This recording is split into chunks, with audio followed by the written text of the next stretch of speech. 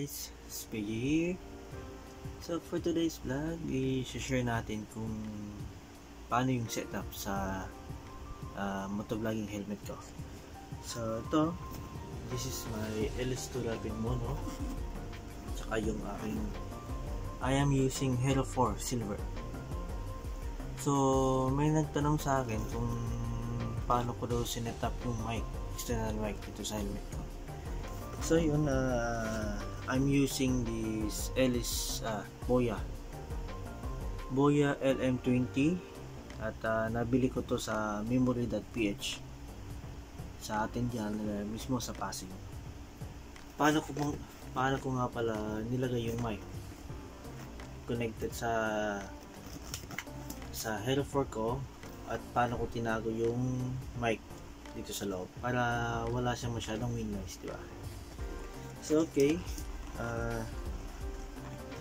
kita nyo yung chin pad sa gilid. Ang nilagay ko dito sa left side dito. So tatanggalin muna natin to.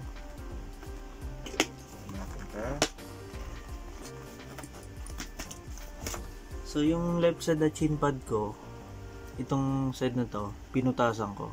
Kita nyo yung may parang may butas. Diyan ko sinuksok tong ito, yung mismong pinakaulo ng mic. So pasok natin to ito banda. Yan, suksok natin dyan para yun. So kita nyo guys, dito ko sinuksok yung mismong pinaka, ayusin natin. Yan. So dyan sa loob, dyan ko nilagay yung mismong pinaka ulo ng mic. So now, paano natin tago itong mahabang wire sa loob ng helmet? So first thing, ibalik muna natin itong pad.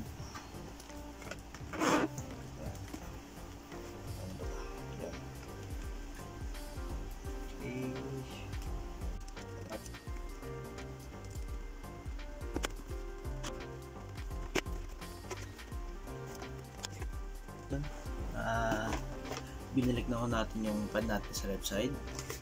So ngayon naman, tago natin itong mahabang wire sa loob ng helmet. First thing, sinuksok ko lang ito dito banda. It's on pen. So sinuksok ko lang yung mahabang wire. Pagkita na. So ito, suksok ko na lang paikot sa helmet. Sana makikita nyo guys. So suksok ko lang yan.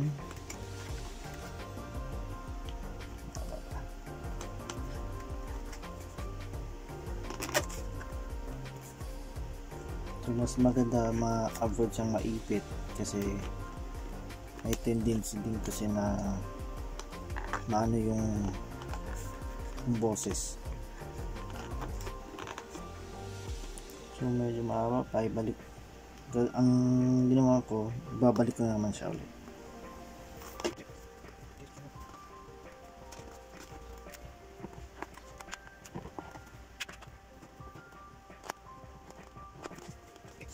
So once nasuksok na, tansyahin natin na yung ito is abot lang ba, yung tamang-tama lang ba, konti ba. So yun, yung kumbaga yung wire, kapaikot ko lang sa gilid, sinuksok ko lang. At left side, andito yung mic natin dito sa loob ng chin pad. So yun, simple sharing lang sa motovlog setup natin.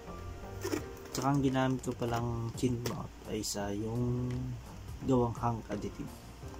Nabili ko din siya sa memory.ph.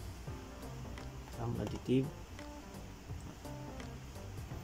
So yun guys, sana meron ako na-share konti regarding sa setup ng ating helmet. So maraming salamat guys. See you next time.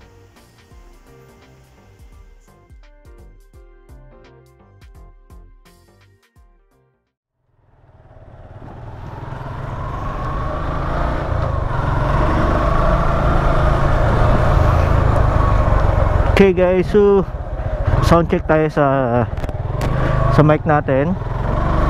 So yung gamit kong mic ngayon is yung Boya LM20 para po sa GoPro Hero 4. So ngayon ay nakabukas ho yung ating visor sa helmet natin. So ito yung naging output ng audio ng mic natin na tinago natin sa chinpad natin. So ngayon naman susubukan ko naman na isarado yung visor natin kung ano magiging output. Okay, so ito sarado na ho yung visor sa helmet natin. At ito na rin ho yung output ng audio sa helmet natin. So